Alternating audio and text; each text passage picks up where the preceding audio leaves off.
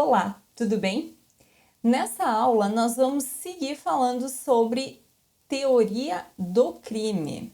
Lembrando, quando nós falamos em teoria do crime, nós seguimos aqui a teoria tripartida analítica do crime, que é a mais usada no direito brasileiro, que entende que o crime é um fato típico, antijurídico ou ilícito e culpável.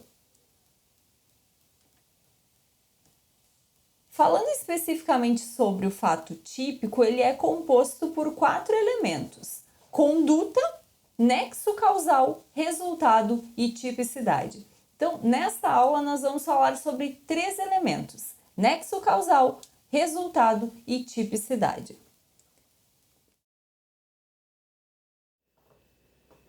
Quando nós falamos em teorias que o direito brasileiro adota para explicar o nexo causal, nós temos 2 teorias. A primeira delas é a teoria da equivalência dos antecedentes causais, ou da conditio sine qua non. Essa teoria ela é adotada pelo artigo 13 caput do Código Penal, que diz, leio: o resultado de que depende a existência do crime somente é imputável a quem lhe deu causa. Considera-se causa a ação ou omissão sem a qual o resultado não teria ocorrido. Note que aqui o Código Penal deixa completamente em aberto o que é a causa. Isso permite, e é a grande crítica que se faz a essa teoria, o regresso ao infinito. Ou seja, se nós pensarmos num homicídio cometido com uma arma branca, como uma faca, a compra da faca poderia ser tida como causa do crime. Por quê? Porque é o antecedente. E segundo essa teoria, como eu disse, qualquer antecedente poderia ser utilizado como causa do crime. Para que essa teoria seja limitada, nós temos no parágrafo 1º do mesmo artigo 13 do Código Penal a teoria chamada de causalidade adequada.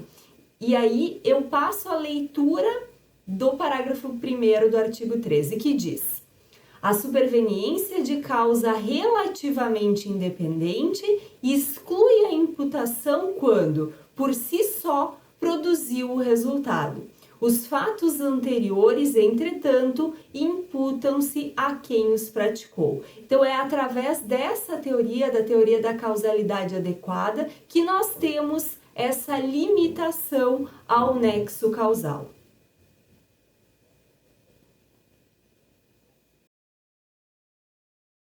Falarmos sobre as concausas, que são situações que tornam possível a exclusão da imputação.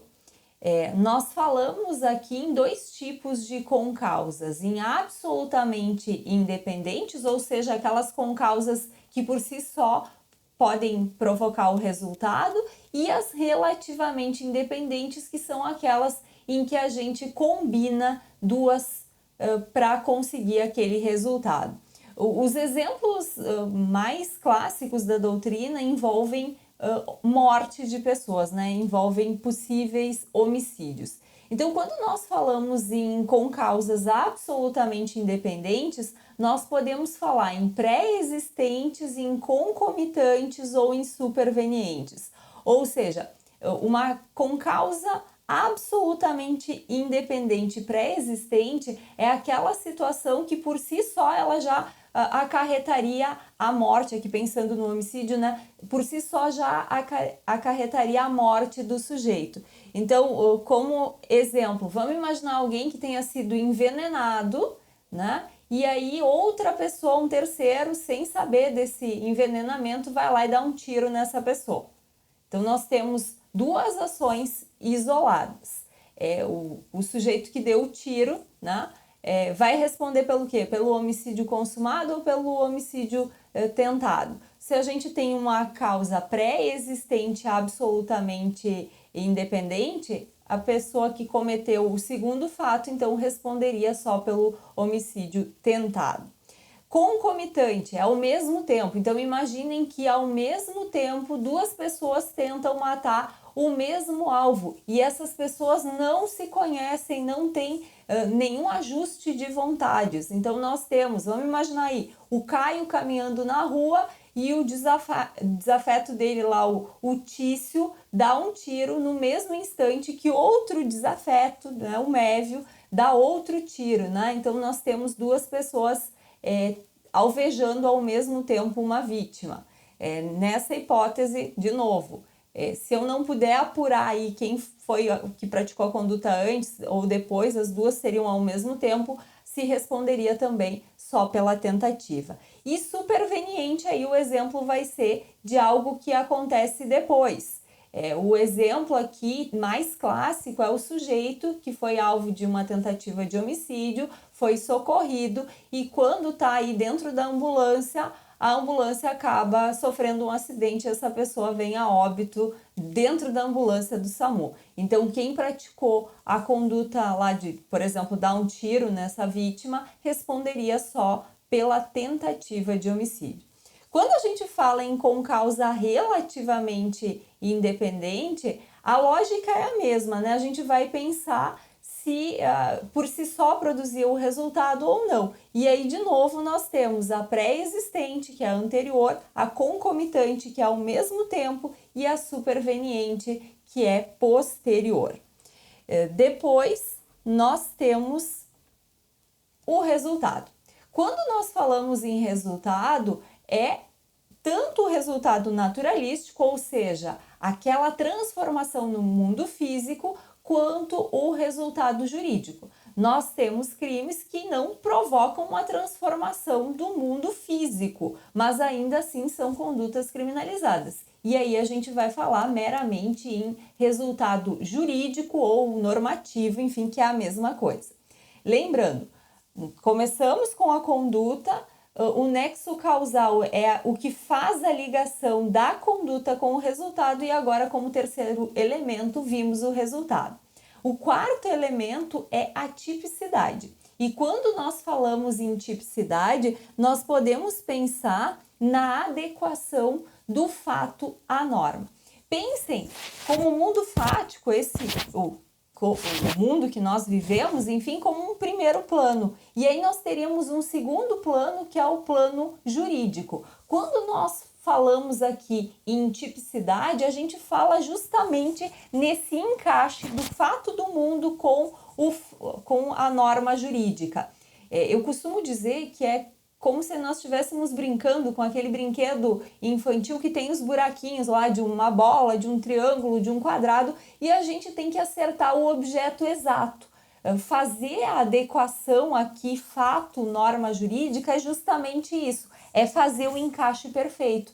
Eu não posso pegar o quadrado e passar ele de ladinho dentro do círculo, o encaixe não vai ser certo. Então, tipicidade é buscar exatamente esse encaixe. E quando nós falamos em tipicidade, ela pode ser tanto formal quanto material. A tipicidade formal seria meramente esse encaixe. A tipicidade material vai olhar para o conteúdo, ou seja, eu só vou ter um crime quando o bem jurídico tutelado por aquela norma for de fato atingido.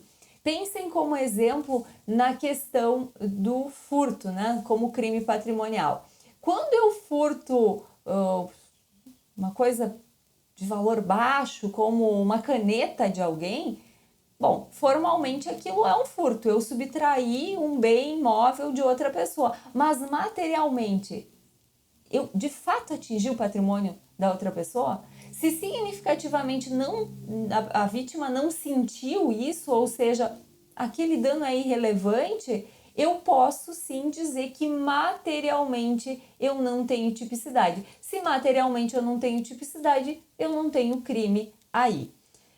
Lembro também que quando nós falamos em tipicidade, a adequação pode ser direta ou indireta. O que significa isso?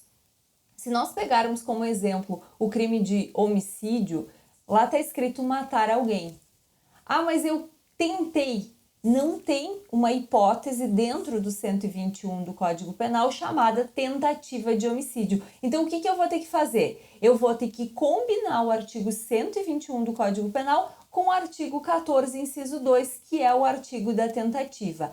Por isso a gente chama a tentativa de norma de extensão, porque é essa norma que permite que eu faça o enquadramento dos crimes tentados. Depois, a gente pode falar também de situações que excluem a tipicidade. A primeira situação posta aqui é a imunidade parlamentar material. Então, imagina aquela situação de um parlamentar, sei lá, de um deputado federal que xinga da tribuna um outro deputado. Ele tem imunidade em relação às manifestações de opinião dele. Então, nessa hipótese, a gente tem exclusão da tipicidade. Segunda situação, consentimento do ofendido em bens disponíveis. Lembrem que nem todo bem é um bem disponível, né? A vida a gente considera que é um bem indisponível. Então, se eu quisesse, por exemplo, praticar suicídio e não consigo, caso alguém me ajude, esse alguém vai ser responsabilizado, porque a vida é um bem indisponível. Agora, em relação à lesão corporal, não é igual. Se eu pedir para alguém, por exemplo, me bater, alguma coisa nesse sentido, nós teríamos aqui um bem disponível, né? Integridade corporal é um bem disponível e, portanto, se a vítima consentir, não vai ter crime.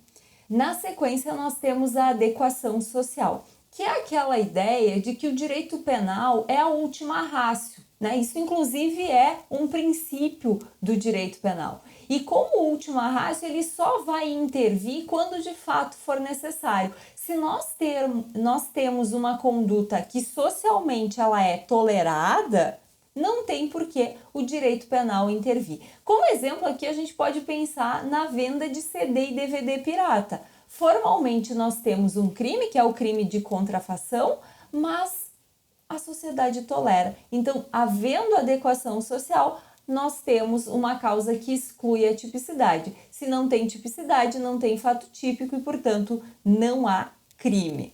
E, por último, nós temos aqui o princípio da insignificância. Lembrando que a insignificância retira a tipicidade material, porque se entende que, de fato, o bem jurídico tutelado por aquela norma, ele não foi significativamente atingido. A jurisprudência fixa uma série de parâmetros, de requisitos para que a insignificância seja aplicada. Então, por exemplo, se nós tivermos violência, não é possível usar insignificância. Se nós tivermos reiteração delitiva, também não é possível usar o princípio da insignificância. A ideia da insignificância é justamente aquela situação, aquele indivíduo provocou um dano tão pequeno que não tem o porquê punir criminalmente. Depois, nós temos aqui a tipicidade conglobante, que é uma teoria proposta por um teórico chamado Eugênio Raul Zaffaroni. O Zaffaroni propõe que já dentro da tipicidade a gente faça uma análise das condutas que o direito permite. Por que isso? Porque, segundo ele, um ramo do direito não poderia permitir uma conduta que outro ramo do direito proíbe, ou seja, o direito é um sistema totalmente harmônico, e aí a gente já faria essa análise global, né, do que é eventualmente permitido pelo direito e já retiraria a tipicidade a partir disso, ou seja, não haveria sequer fato típico. Com isso, a gente termina essa aula. Eu espero que você tenha aproveitado e até mais. Tchau!